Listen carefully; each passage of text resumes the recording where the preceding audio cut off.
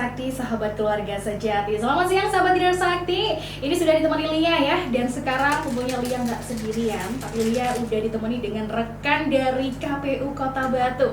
Tentunya tema pembahasan kita setiap hari Selasa ya, di minggu kedua dan minggu keempat itu beda-beda. Dan untuk Selasa hari ini sahabat, kita akan membahas seputar optimalisasi agenda tahapan pemilu di akhir tahun 2022. Nah, ini Lia sudah ditemani Ibu Marlina SPMSI ya. Selamat siang Ibu. Selamat siang Mbak Lia. Iya, bagaimana kabarnya Bu hari ini? Alhamdulillah sehat, semangat. Ya. Tetap cerah merongrong Harus gitu ya.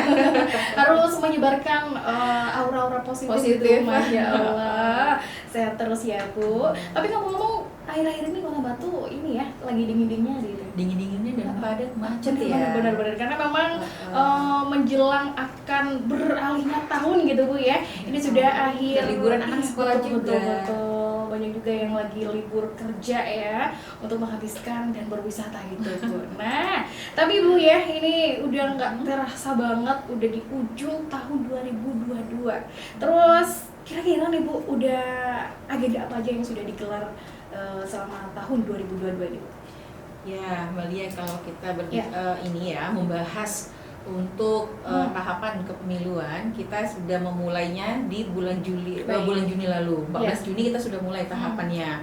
Nah, pada hari ini ada beberapa yang sudah dilalui atau sudah selesai agenda-agenda tahapannya, seperti untuk pendaftaran, kemudian verifikasi dan penetapan partai politik peserta pemilu 2024. Nah, 14 Desember lalu, KPU RI sudah menetapkan 17 partai politik peserta pemilu 2024, di mana pada 14 Desember juga KPU RI juga telah melakukan pengundian nomor urut. Jadi hari ini tuh sudah ada nomor urut ya, partai politik gitu, sudah ditentukan gitu dan sudah ditetapkan, dan teman-teman kita juga sudah turut mensosialisasikan melalui media sosial kita, kemudian berbagai kegiatan-kegiatan sosialisasi tahapan kita.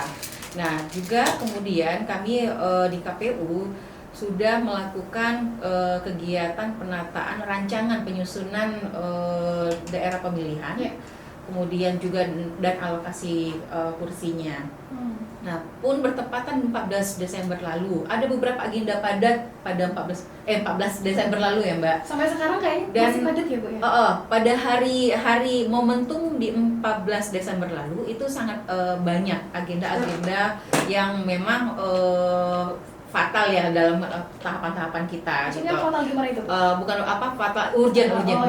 Urgent. Jadi di tanggal 14 itu kita melakukan penetapan, kemudian pengambilan nomor urut dan juga pengumuman nomor urut partai politik peserta pemilu. Kemudian juga kita secara bersama-sama Kemendagri, Kementerian Dalam Negeri menyerahkan DP4 data penduduk potensial pemilih pemilu itu diserahkan kepada KPU untuk disandingkan nanti dengan daftar pemilih tetap kita gitu. Nah, ketika ini sudah disandingkan, kita nanti juga akan membentuk Pantarlih petugas pemutakhiran daftar pemilih, dan itu akan dicoklit ya, pencocokan dan penelitian. Nah, kemudian juga 14 Desember lalu kita sudah mengumumkan dan menetapkan nama-nama calon anggota PPK terpilih. Jadi penyelenggara ad hoc. Enggak, kalau untuk penetapan calon anggota PPK ini itu sudah kita umumkan. Karena tahapan rekrutmen ini sudah melalui tahapan penetapan, dan hingga 4 Januari nanti itu akan melakukan sumpah dan janji serta orientasi tugas untuk bagi anggota PPK yang terpilih. Baik Puna. Setelah itu kan kemarin udah selesai ya tahapan rekrutmen badan ad hoc KPU dan pendaftaran PPK ya. Sudah selesai. Nah, itu untuk berapa Bu yang sudah terdaftar dalam badan ad hoc ini? Nah, kalau kita flashback sedikit untuk PPK lalu, alhamdulillah kita mendapatkan atensi yang luar biasa dari masyarakat Batu. Nah, dengan kemudahan melalui sistem informasi SIAKBA ini, sistem informasi anggota KPU dan badan ad hoc ini, kita yang mengaktifasi akun di Siakba Kota Batu itu ada 315, Mbak. Baik. Nah, kemudian selain itu juga kita ada sedikit kendala-kendala juga bahwa yang aktivasi ini tidak serta-merta menjadi pendaftar kita. Kita hitung dalam menjadi pendaftar kita karena apa? Ada beberapa kategori di dalam si Akbar tersebut, bahwa ada yang pendaftar yang hanya aktivasi, kemudian yang tengah mengisi biodata, kemudian ada yang tengah mengupload berkas, ada yang tengah menunggu pengecekan berkas, dan juga ada berkas diterima gitu. Nah, itu kan ada kategori-kategorinya. Nah, biasanya kalau misalnya anggota calon dari pendaftar ini yang hanya mengisi biodata itu sudah, Mbak, itu tidak menjadi hitungan kita sebagai pendaftar. Berarti karena kan tidak ada berkas. Karena sama sekali tidak mencantumkan berkas maupun biodata-biodatanya. Hanya mengaktifasi gitu. Nah, kemudian ini juga akhirnya kita pada seleksi PPK beberapa waktu lalu di 315 itu kita hanya mengambil 132. Dari 314 ya? Jadi 185 itu kita anggap TMS, tidak memenuhi syarat. Nah, 132 ini mereka setelah kita umumkan dilanjutkan dengan tes tertulis. Tes tertulis melalui berbasis komputerisasi CAT. Nah, di sini kita mengambil enaknya melalui sistem CAT ini nilai bagi pendaftar yang langsung keluar langsung, dan itu langsung kita umumkan melalui proyektor yang ada di lab komputernya. Kita umumkan semua dari nilai-nilai peserta yang pada saat itu bersamaan melakukan tes tertulis. Jadi sangat transparan. Betul. Tidak ada yang pernah yang anggapan masyarakat pada hari ini ada yang berkemungkinan potensi-potensi manipulasi, kemudian yang merubah atau mengangkat, menaikkan, menurunkan seperti itu kan, itu tidak ada, karena memang dari pusat ataupun dari komputer operatornya itu langsung jeret naik. Mereka sudah mengklik selesai, kemudian langsung nilainya itu keluar, dan itu langsung tersusun, bisa dibaca oleh semua peserta yang ada pada saat itu gitu. Nah, kami umumkan secara transparan. Betul. Nah, di seleksi tertulis ini kami mengambil maksimal 3 kali kebutuhan. Jadi kalau kebutuhan dari PPK itu kan ada 5 orang ya di masing-masing kecamatan. Oh gitu, baik. Jadi kami mengambilnya maksimal 3 kali kebutuhan, artinya berarti 15 orang di setiap kecamatan. Nah, tapi ada di keputusan 476 itu bahwa kita harus memperhatikan angka-angka nilai yang sama pada urutan 15 terakhir. Misalnya ada di urutan ke-15 ini nilainya 80, kemudian 16 80, dan selanjutnya berapa orang 80 itu harus kita masukkan semua dan diluluskan di proses seleksi tertulis. Dan kemudian setelah wawancara baru kita menetapkan. Berarti tidak hanya satu tahapan aja, Bu, ya. Jadi setelah di atas tulis ada juga wawancara. Nah, tadi kan ada melalui komputer ya, Bu, ya. Jadi tidak lewat kertas lagi. Tidak manual lagi. Betul. Itu sebelumnya apakah ada sosialisasi terlebih dahulu atau bagaimana, Bu? Ada. Jadi kan memang ini kan hal baru, Mbak Lia. Betul. Jadi 2019 lalu kita masih dalam proses perekrutan penyelenggara ad hoc ini masih manual, berbasis manual. Si Akba baru diluncurkan, launching pada untuk pemilu tahun 2024 ini. Pada hari ini itu baru pada proses tahapan periode ini tuh baru launching gitu.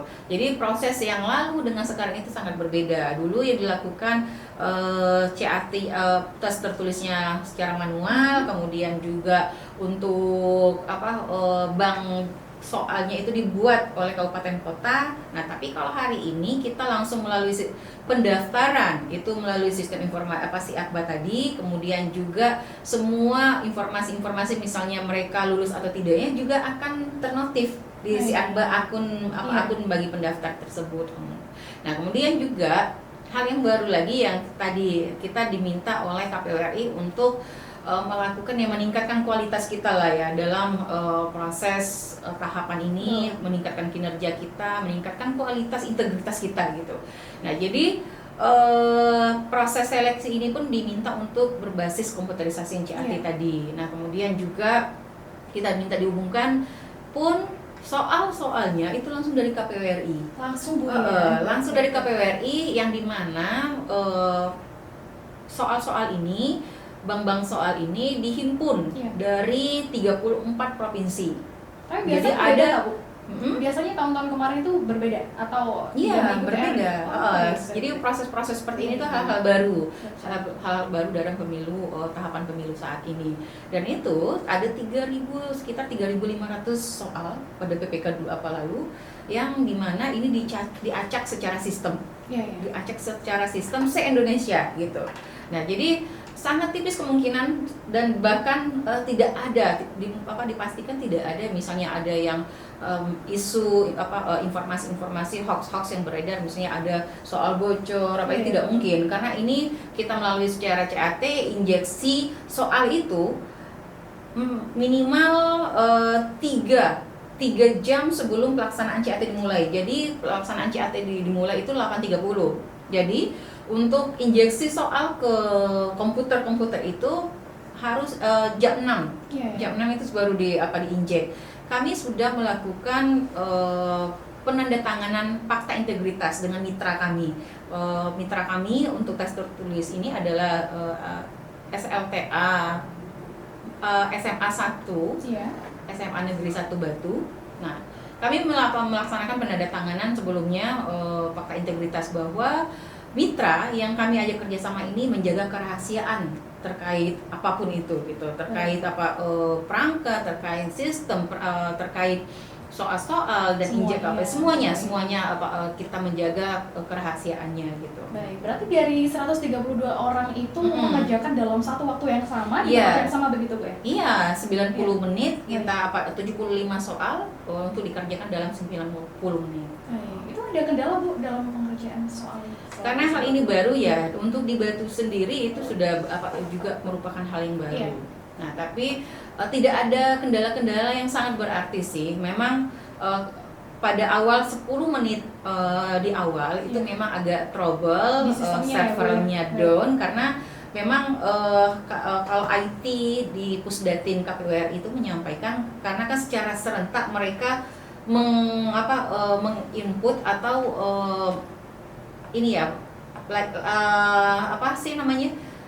mereka mengakses soal. Jadi kan ngeloading kan semua soal itu ngeloading. Nah setelah itu hanya 1 menit sampai 3 menit itu sudah kembali normal. Jadi itu sudah normal dan hampir tidak ada kendala kalau kita dan server jaringan di situ juga sangat baik. Baik Sobat Dinar Sakti ya, itu kita jeda dulu karena masih banyak juga pembahasan yang perlu kita bahas bersama Ibu Marlina. Tapi sebelum itu, Sobat Dinar Sakti boleh banget untuk mengajukan pertanyaannya ataupun juga mau sharing dengan Ibu Marlina langsung aja bisa WhatsApp di 081 838 9030. Baik Sahabat Dinar Sakti, kita lanjut perbincangan kita ya hari ini dengan judul Optimalisasi Agenda Tahapan Pemilu di Akhir Tahun 2022 bersama Ibu Marlina SPMSI ya.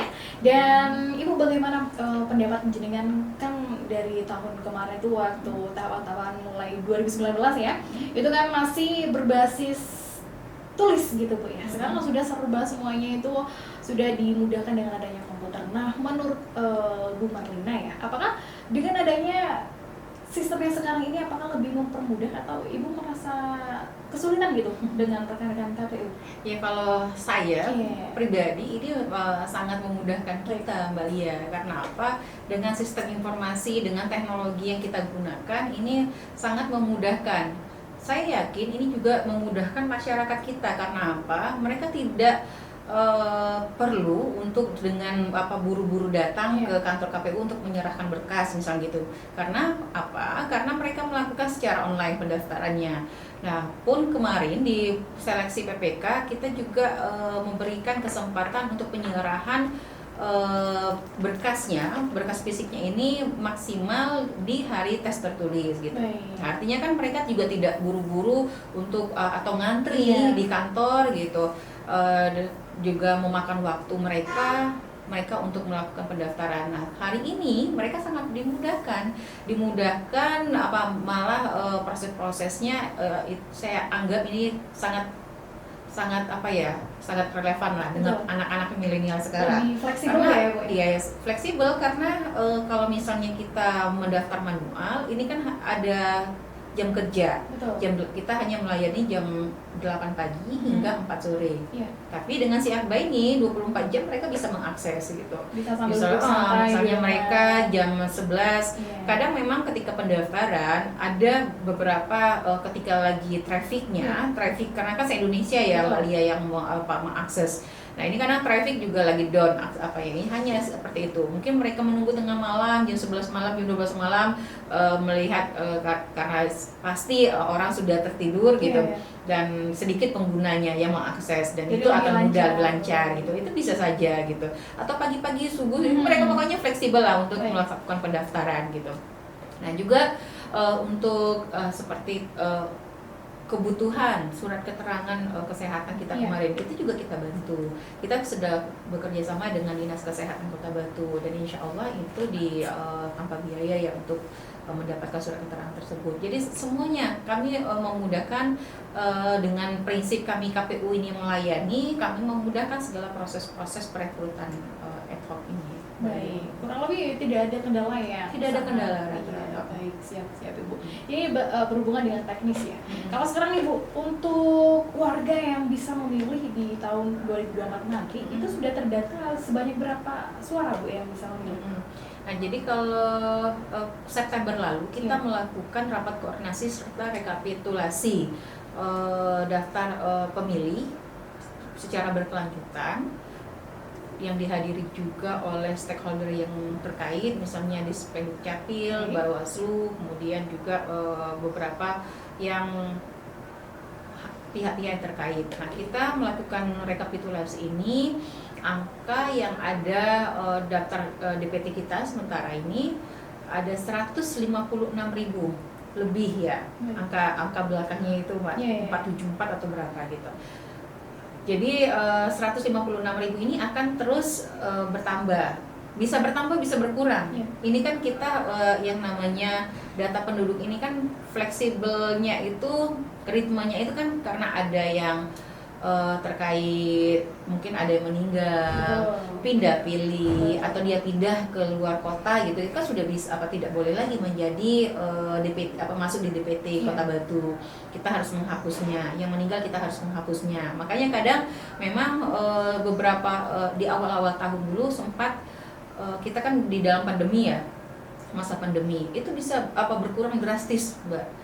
140 ribuan hanya karena meninggal. Nah, kemudian setelah kita lakukan pemutahiran itu hampir 6 ribuan yang DPT meninggal. Nah, kemudian juga akhirnya ketika kita lakukan pemutahiran lagi dengan pemilih pemula, kan sekarang kan banyak masuk pemilih baru nih, yang misalnya siswa-siswi atau penduduk di Kota Batu yang sudah berusia 17 tahun dan sudah memiliki KTP yang kita lakukan kita mutakhirkan, itu juga bertambah lagi. Dan semoga kami juga mempertimbangkan juga kenaikan 10% lah dari pemilu sebelumnya, dari pemilu sebelumnya. Kalau di pemilu sebelumnya itu kan sampai dengan DPT, DPTB dan DPK-nya itu 155 ribuan. Dan ini kita pasti akan lebih meningkat Mbak dari angka-angka tersebut gitu. Baik. Ini untuk warga Kota Batu sendiri Bu ya. Nah, kalau misalnya ada pendatang gitu Pak, orang yang berdomisilinya di Batu cuman KTP-nya bukan orang Batu Bu, apakah untuk tahun ini masih bisa mencoblos gitu atau bagaimana ya Bu?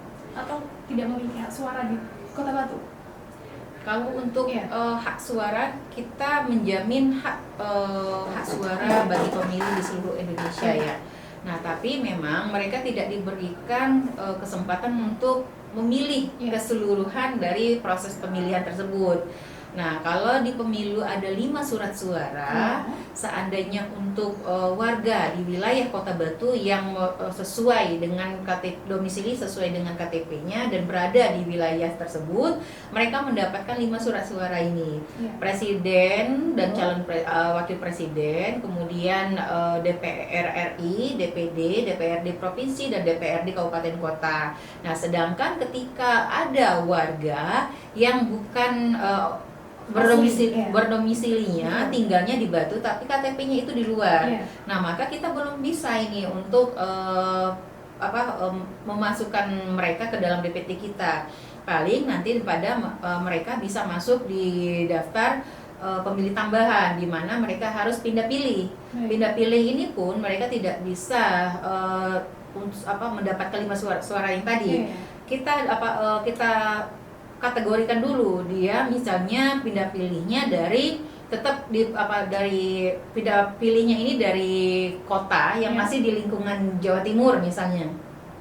Kalau di lingkungan Jawa Timur dia pindah misalnya dari Malang ke Batu, dia mendapatkan surat suara presiden dan calon wakil presiden dan juga DPD RI, dan juga kalau misalnya tadi kasusnya Malang dengan Batu, berarti dia DPR RI-nya juga dapat. Karena apa? Karena DPR RI ini untuk Malang Raya ini satu dapil gitu. Nah, ini seandainya kalau dia dari luar provinsi, dia hanya bisa mendapatkan surat suara untuk presiden dan wakil presiden saja. Hanya 2 saja pemilihan itu. Iya. Hanya satu surat suara kan, karena kan satu paket presiden dan wakil presiden itu satu. Baik, seperti itu sahabat Jendela Sakti ya, untuk Anda yang masih berdomisili tinggalnya di Kota Batu cuman KTP-nya masih di luar Kota Batu gitu ya. Atau bisa pulang aja gitu Bu ya, untuk surat suaranya bisa terpenuhi full gitu ya. Ya, kalau kita berharapnya sih partisipasi dari pemilih yang memiliki benar-benar semangat untuk menjaga mata air demokrasi kita ini ya harusnya. Betul. Tapi kan pastilah mereka memiliki kendala-kendala. Di wilayah Kota Batu ini juga banyak misalnya warga kita misalnya ada anak-anak yang sekolah dari wilayah Papua sana. Kemudian tapi tinggalnya di sini. Kan tidak mungkin hanya untuk memilih mereka harus pulang ke Papua sana. Nah, kami juga masih berpikir membahas ini seperti apa nantinya. Pindah pilih ini apakah harus mendapatkan surat keterangan dulu dari wilayahnya baru mendaftarkan ke sini, atau seperti apa nanti, atau bisa dilakukan secara online gitu kan. Sekarang kan kita sudah menggunakan semuanya dengan teknologi agar dimudahkan, dia hanya bisa mengklik suatu sistem misalnya gitu ya. Ini harapan kita sih. Belum ada sementara belum ada. Kalau untuk pemilih pemilih pindah ya, pindah pilih ini masih dilakukan secara manual, yang dimana dia harus membawa surat keterangan dari KPU di wilayahnya, kemudian membawa surat keterangan tersebut ke KPU di mana dia akan memilih nantinya gitu. Nah, tapi ke depan ini akan menjadi pembahasan dan menjadi perhatian kita lebih dalam. Ya, semoga di tahun berikutnya akan ada sistem online gitu ya. Jadi tidak ada tidak harus pulang kampung ataupun tidak harus datang ke tempatnya langsung gitu ya Bu ya. Baik, untuk mengingat nih Bu, di tahun 2019 lalu ya, tentunya tidak akan lupa bahwa ada beberapa tragedi-tragedi Bu ya. Tentunya untuk di tahun 2024 nanti supaya tidak terjadi lagi hal tersebut, apakah ada tindakan-tindakan atau ada kebijakan yang dirubah Bu, beda dari tahun 2019 gitu? Atau tetap sama? Pastilah Mbak Lia, kita itu KPU RI juga tidak kita sangat menerima masukan-masukan dan mengevaluasi dari perjalanan pemilu di tahun 2019 lalu. Nah, yang pertama kita memperhatikan bahwa isu-isu yang sangat santer di 2019 kan adalah banyaknya penyelenggara ad hoc yang meninggal gitu ya, yang gugur ketika melaksanakan tugas gitu. Nah, evaluasinya apa? Evaluasinya adalah dengan seperti ini permasalahannya itu pada saat kita rekapitulasi di TPS, tempat pemungutan suaranya. KPPS ini kewalahan karena pada 2019 lalu saya juga bagian dari KPPS. Jadi hingga subuh kita itu masih berada di TPS untuk merekap, mau melakukan salinan untuk diberikan kepada saksi-saksi gitu. Nah, ke depan ini juga dia sudah menjadi perhatian KPU RI dan sudah sudah diterapkan sebenarnya di pemilihan kepala daerah secara serentak di tahun 2020 lalu. Kita akan merekap ini melalui sistem informasi rekapitulasi, namanya Sirekap. Nah, ini akan sudah menjadi satu poin solusi bagi kita untuk melaksanakan di pemilu 2024 nanti. Nah, kemudian selanjutnya adalah KPU RI pernah melakukan simulasi untuk bagaimana ada pengurangan dari jumlah surat suara. Bukan artinya mengurangi jumlah pemilihan ya, tapi mengurangi jumlah surat suara. Maksudnya kan ada 5 surat suara nih di pemilu yang harus kita coblos di 2019 lalu. Nah, ini apakah akan menjadi KPU RI melakukan simulasi ini menjadi 2 surat suara atau 3 surat suara, di mana misalnya untuk presiden dan DPD itu misalnya apa bisa digabung dalam satu surat suara, akhirnya kan cuma 1 dan rekapnya agar dari pemilih kita ini tidak kebingungan. Tapi ini juga masih belum, kami sampai saat ini regulasi belum ada hal-hal terkait berubahnya surat suara, metode model-model surat suara tersebut. Nah, tapi memang ini sudah pernah dipikirkan, sudah beberapa kali, dan KPU RI itu melakukan simulasi secara masif di bagian wilayah di masing-masing provinsi yang ada di wilayah Indonesia ini. Nah, untuk bagaimana nantinya, apakah ini akan tetap menggunakan 5 surat suara atau akan berubah, itu nanti kita masih menunggu regulasi-regulasinya gitu, karena kan kita tidak boleh melakukan segala sesuatunya di luar aturan atau regulasi dan hukum kita yang berlaku gitu. Berarti masih dalam proses perbincangan gitu Bu ya? Iya, tapi sudah pernah dilakukan simulasi dan sudah pernah dilakukan ditonton seluruh orang Indonesia, dilakukan oleh juga beberapa penggiat pemilu, kemudian mengundang masyarakat sekitar gitu untuk bagaimana memakan waktu berapa ketika dilakukan dengan 3 surat suara, memakan waktu berapa dengan 2 surat suara. Simulasi ini sudah dilakukan gitu. Nah, itu terkait untuk ketika hari pemungutan suaranya. Kemudian untuk terkait penyelenggara badan ad hoc-nya sendiri, PPK, PPS, KPPS ini juga hari ini KPU RI bersama pemerintah sudah menekankan bahwa akan ada semacam dia memberikan keyakinan kepada KPU RI memberikan keyakinan kepada masyarakat kita bahwa akan ada semacam bahasanya itu bukan asuransi ya. Pokoknya ketika kecelakaan kerja kita jaminan kecelakaan kerja gitu. Nah, di mana ada sudah surat dari Menteri Keuangan, SBML, sesuai SBML-nya telah dituangkan terkait jaminan kecelakaan kerja ini seperti apa. Misalnya kita tidak pernah meminta ketika ada yang meninggal itu ada bantuannya berapa gitu misalnya. Kemudian yang meninggal ini juga ada misalnya uang pemakamannya berapa, kemudian ada yang penyakit luka berat hingga misalnya luka berat ini berapa. Kemudian ada kategori-kategorinya untuk jaminan kecelakaan kerja ini. Nah, yang berbeda lagi yang menjadi perhatian kita dan saya harapkan juga ini menjadi euforia lah bagi kita bersama kepada masyarakat kita bahwa honorarium untuk penyelenggara ad hoc ini alhamdulillah meningkat dari pemilu 2019 lalu. Nah, kalau misalnya dulu kita berbicara hari ini untuk tingkatan PPK, untuk ketuanya itu 2.500.000, kemudian anggotanya 2,2 juta, kemudian di PPS-nya itu 1,5 dan 1,3 anggotanya.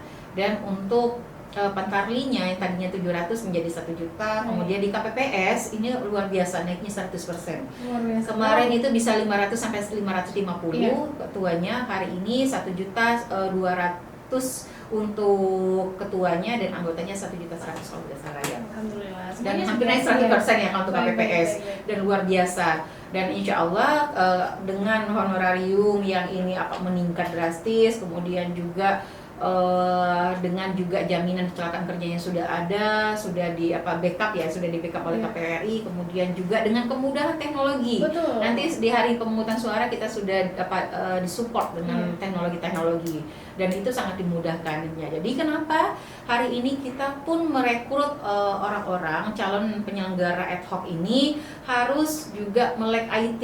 Jadi mereka bisa menggunakan minimal menggunakan Android lah ya, terbiasa menggunakan Android, kemudian juga terbiasa lah dengan penggunaan Microsoft Word gitu misalnya gitu ya, yang standar lah gitu. Karena apa? Ini akan digunakan, harus mereka ketika akan kesulitan ketika memang mereka benar-benar tidak support dengan teknologi hari ini gitu. Makanya menjadi perhatian kita di PPS pada hari ini di surat pernyataannya tertuang di poin 12 itu harus mampu mengoperasikan komputer itu. Baik Ibu Marlina, terima kasih untuk informasinya. Kita jeda dulu untuk informasi-informasi berikutnya. Terima kasih sahabat Tidar Sakti, tetap di 96,2 Radio Tidar Sakti. Baik sahabat Tidar Sakti, masih bersama Lia dan tentunya masih ditemani dengan Ibu Marlina ya. Ini sepertinya sahabat Tidar Sakti sudah tidak asing Bu dengan suaranya jenengan, karena memang setiap Selasa ya hampir gitu bertemu dengan suara emasnya Bu Marlina. Luar biasa Bu ya. Tapi Bu, tadi kan kita sudah membahas banyak ya seputar tahapan-tahapan. Nah, kalau untuk tahapannya bulan ini gitu Bu, itu sudah masuk di tahapan apa Bu? Bulan ini untuk kita melakukan pendaftaran dari PPK kemarin kemudian juga melanjutkan dari proses rekrutmen panitia pemungutan suara. Betul. Nah, hari ini masih berlangsung Mbak bagi masyarakat kita. Nah, saya menyampaikan dulu nih sekalian ya untuk melakukan informasi dan mensosialisasikan. Hari ini kita masih membuka pendaftaran calon anggota panitia pemungutan suara PPS yang ada di tingkatan kelurahan desa hingga ditutupnya 30 Desember nanti.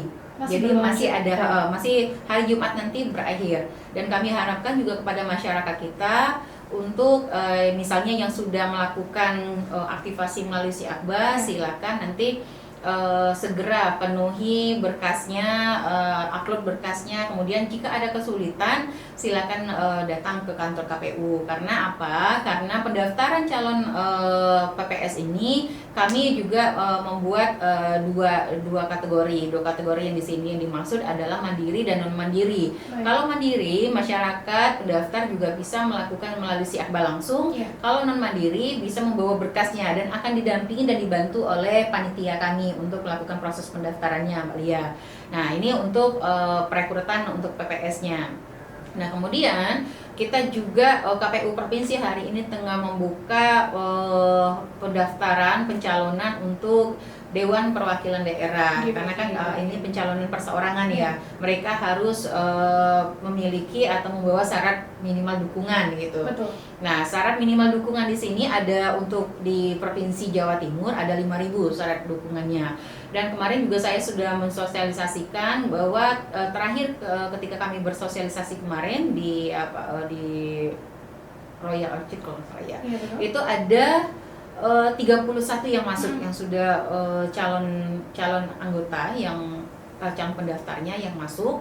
Kemudian juga di Batu itu baru ada 2 untuk yang memang syarat dukungannya itu yang dukungannya ada di wilayah Kota Batu. Nah, pilihannya berapa itu dari sekian? Kalau untuk DPD ya, DPD ini kan dia profesional profesional terbuka, yaitu ada 4 anggota Dewan Perwakilan Daerah di setiap provinsi. Jadi di sini mereka di setiap provinsi maupun wilayahnya kecil maupun besar, maupun penduduknya kecil atau besar, tetap sama 4 perwakilannya gitu ya. Untuk ini Bu, persyaratannya apakah sama dengan rekrutmen badan ad hoc atau berbeda? Ya berbeda, karena ini kan adalah bagian dari peserta pemilu juga. Tapi kalau ad hoc bagian dari penyelenggaranya. Nah, kalau DPD ini nanti melalui provinsi nanti akan diturunkan untuk diverifikasi faktual. Berapa yang masuk di Kota Batu itu yang akan kita lakukan verifikasi faktual. Ini kita verifikasi secara sensus ya, secara seluruh data yang masuk itu kita semuanya kita verifikasi. Betul. Tanpa terkecuali gitu. Nah ini proses-prosesnya, dan mungkin nanti verifaknya kita mulai di awal tahun ya, di awal tahun 2023 nanti Mbak. Nah jadi pada hari ini juga kemarin baru aja kita melakukan penyusunan rancangan penyusunan daerah pemilihan, penataan dapil daerah pemilihan ini, kemudian dan alokasi kursi. Dan alhamdulillah kita masih untuk jumlah kursi DPRD Kabupaten Kota Batu kita masih 30 kursi jumlah kursi kita. Dan ini mudah-mudahan juga terkait daerah pemilihan kita ada 3 rancangan kemarin, dan itu satu existing dari 2019. Jadi ada rancangan yang memang sudah dapil di 2019 lalu, kita ajukan sebagai rancangan ini dengan mempertimbangkan karena apa? Rancangan ini pun dia melalui juga sistem informasi Mbak Lia. Jadi juga kalau dulu manual, sekarang melalui sistem informasi juga melalui Sidapil namanya, sistem informasi daerah pemilihan.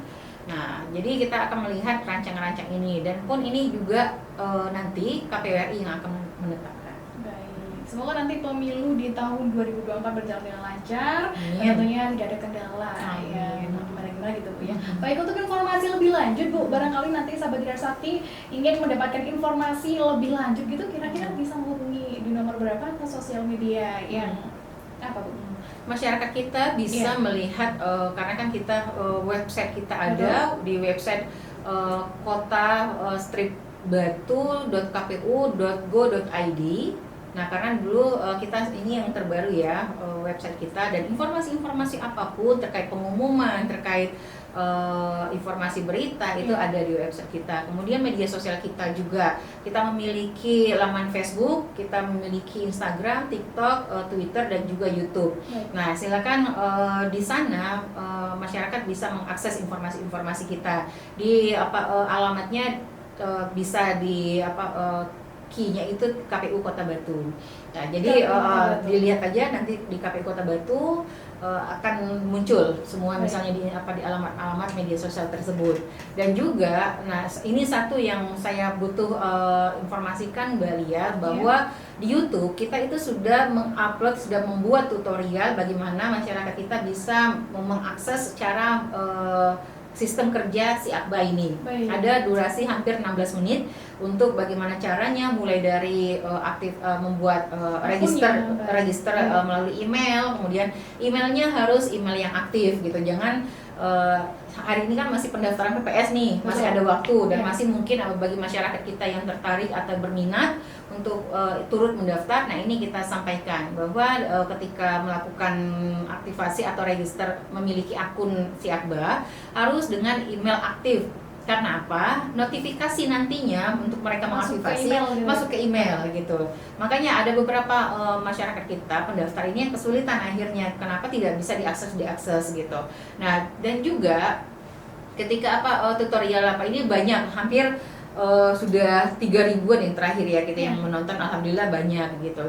Makanya rajin-rajin melihat media sosial kita. Kita selalu kepada pendaftar kita juga kami meminta untuk memfollow akun KPU Jawa Timur dan juga akun KPU Kota Batu. Agar apa? Agar semua informasi-informasi, karena kan kita ada kadang terkait seperti perubahan jadwal kemarin itu. Nah, itu kan juga di tengah-tengah ini kan terjadi perubahan. Nah, jadi kami menginginkan masyarakat kita atau pendaftar nanti mereka mendapatkan informasi-informasi itu agar kami juga fast respon apa yang mereka kekurangan, misalnya apa yang harus mereka penuhi, apa yang mereka mungkin luput dari informasi-informasi ini akan cepat teratasi gitu. Semua informasi sudah ada di sosial media gitu, sudah semua. Dan juga kami juga selalu membuka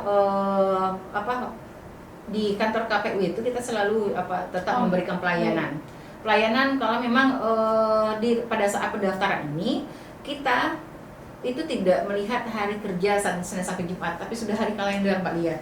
Jadi hari Sabtu Minggu pun kita tetap buka, harusnya kemarin itu. Tapi kan karena nanti akan berakhir pembukaan pendaftarnya ini pada tanggal 30 hari Jumat kalau tidak salah ya. Nah, berarti berakhirnya tanggal 30 hari Jumat. Karena libur Bu ya. Libur. Jadi kita pun sebenarnya tidak libur.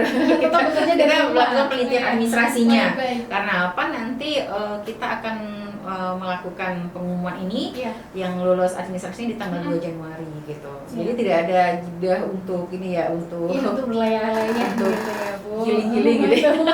Mungkin nanti healingnya di tengah-tengah ketika Iya. memang tahapan yang masih Iya. bisa agak sedikit Atau nanti setelah 2024 ya. bisa jadi ya. Bisa jadi. Baik Ibu, terima kasih. Dan untuk sahabat Dinar Sakti tidak usah bingung lagi, ataupun kalau ada keganjalan atau kesulitan itu kan udah ada di channel YouTube-nya KPU ya, KPU Kota Batu, atau bisa langsung hadir ke Langsung. kantor. Karena juga bisa ada jangan pelayanan jadi baik. jangan Iya. berpikir bahwa Betul. masyarakat aduh saya tidak bisa mengakses si Akbar, si Akbar ini lemot atau misalnya betul. tidak down pada saat Udah jadi dia buka itu hopeless down gitu ya. sudah Oke, hopeless langsung. siap. Nah, kami memastikan bahwa masyarakat yang memiliki kesulitan Iya. ini langsung saja datang ke Betul. kantor KPU. Sampai apapun yang pasti kalaupun memang semuanya tidak bisa Iya. dilakukan, ngeprint pun tidak bisa Betul, dilakukan betul. misalnya gitu. Tadi ada kasus-kasus seperti itu Iya. juga.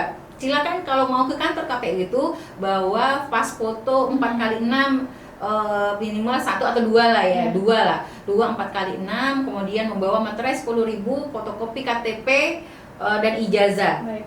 Sudah, Nanti selebihnya akan bawa ke eksekusikan kantor. ya. Selebihnya nanti akan diprintkan form-formnya di Baik. di kantor KPU, kemudian tinggal ditandatangani untuk surat pernyataan ditandatangani di atas materai. Baik. Dan itu bisa kita bantu dampingi untuk mengupload di si Akbar gitu. Iya, siap. Jadi Iya. sedetail itu kami melayani masyarakat kita. Dengan KPU semua akan dipermudah gitu Bu Amin. ya. Baik Bu Marlina, terima kasih untuk hari ini. Tapi sebelum kita berpamit Bu ya, apakah ada kata-kata untuk disampaikan kepada sahabat Dinar Sakti? Ya, kata-kata manisnya Iya. sebenarnya saya hanya ini Mbak, Iya. Mbak Lia. Jadi masyarakat kita untuk saya memfokuskan dulu ya, karena momen pada hari ini Baik. adalah terkait Iya. rekrutmen calon anggota PPS. Siap. Nah, kita masih membutuhkan ada beberapa di wilayah yang mungkin jangkauannya dari pusat kota agak jauh, seperti Sumber Berantas, Sumber Gondo, Iya. Songgokerto juga, kemudian wilayah-wilayah lainnya seluruhnya saya menyampaikan bahwa ayolah kita pesta demokrasi ini adalah milik kita bersama. Kita harus menjadi bagian-bagian dari penyelenggaraan untuk mensukseskan penyelenggaraan pemilu ini. Siap. Nah, hari ini kita membuka kesempatan bagi masyarakat untuk menjadi bagian dari penyelenggara pemilu ad hoc yang sifatnya kepanitiaan ini. Nah, di sini bisa menjadi proses pembelajaran kita untuk memperkuat proses demokrasi kita, memperkuat juga sistem tatanan negara kita dan kepemiluan kita. Karena apa? Ini adalah PR kita bersama. Memilih pemimpin ini adalah tugas kita bersama. Jadi tidak ada harus ditanamkan pada diri kita masing-masing bahwa kita memiliki tanggung jawab yang penuh terhadap berhasilnya, suksesnya penyelenggaraan pemilu di tahun 2024 nanti. Kita bertanggung jawab penuh terhadap pemimpin yang terpilih nanti. Kita harus memilih pemimpin yang berintegritas, harus mengenali calon-calonnya gitu, betul. harus mendalami jejak rekam dari calon-calon pemimpin nanti. Silakan kenali. Kita membuka ruang yang seluas-luasnya pada hari ini. Kalau misalnya ada masyarakat kita yang ingin menyampaikan atau mendukung seseorang, nggak apa-apa ya, silakan saja. Tidak ada apa. Tapi memang kita ada tahapan. Kalau di KPU itu kita memiliki tahapan penyelenggaraan. Jadi untuk mengenalkan misalnya calon-calonnya, kita kan ada di April nanti itu pendaftaran calon legislatif. Nah, kemudian nanti di Oktober itu calon presiden dan wakil presiden. Setelahnya baru ada masa kampanye Mbak Lia. Jadi kalau di masa kampanye ini baru bisa melakukan sosialisasi seluas-luasnya calon-calon kandidat-kandidat yang ada. Nah, jadi tahan dulu, maksudnya Sebelum itu hari belum boleh Bu ya. harusnya belum boleh. Karena apa? Karena masanya tahapannya belum Iya. masuk pada tahapan untuk berkampanye. Siap. Jadi pada hari ini nanti kita di 2023 sampai ke 2024 itu ada 75 hari untuk mengenalkan secara Baik. masif calon-calon kandidat nanti. Iya, Baik Ibu Marlina, terima kasih untuk hari ini. Terima kasih atas informasinya dan atas waktunya sudah membagi informasi kepada sahabat Tidak Sakti, Ibu ya. Baik Ibu Marlina, terima kasih sekali lagi, dan Lia mohon maaf ya apabila ada salah kata. Untuk sahabat Tidak Sakti, boleh banget untuk informasi lebih lanjut seperti yang sudah dikatakan Ibu Marlina, ada di halaman webnya ya, Kota Batu, kpukota.batu.go.id Bu ya. Kota.batu.kpu.go.id. Baik, dan juga di Instagram ataupun di Facebook atau juga langsung di YouTube-nya KPU Kota Batu. Baik, terima kasih Bu Marlina. Sama-sama. Selamat beraktivitas kembali. Sama-sama. Dan sampai jumpa. Kembali ya. Iya.